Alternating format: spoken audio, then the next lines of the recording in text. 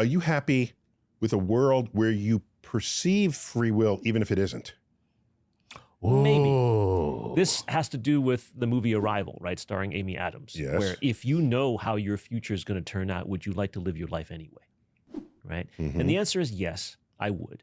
But I still would like to think that the future is not yet predetermined. I'm saying, would you still be happy with life if some alien said, look, dude, your life is predetermined, there's nothing you can do about it. Keep on believing you have free will. And then they go back to their planet. You're a puppet on a string. A puppet on a string from a free will puppet. You're a free will puppet on a string. What I would say in that case is that I would hope that the knowledge that I have that puppet on the string circumstance allows me to circumvent it.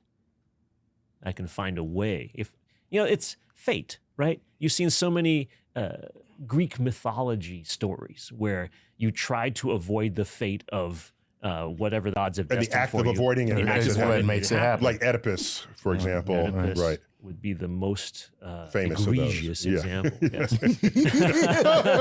Sorry. So the bottom line is, yes, I would still be satisfied with trying to do something different, because even the illusion of trying to do something different is in itself a form of free will.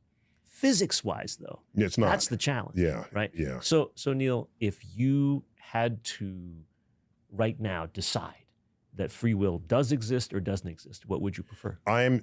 My thinking over the recent years, because I didn't used to think about this at all, my thinking over recent years is leaning towards the absence of free will for practically everything we think and do in our lives.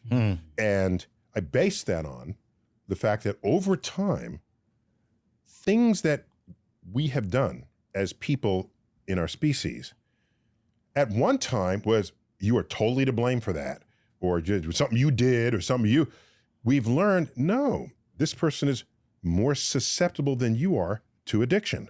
Right. There's a biochemistry there. This person cannot just be made the life of the party because they're on the autism spectrum.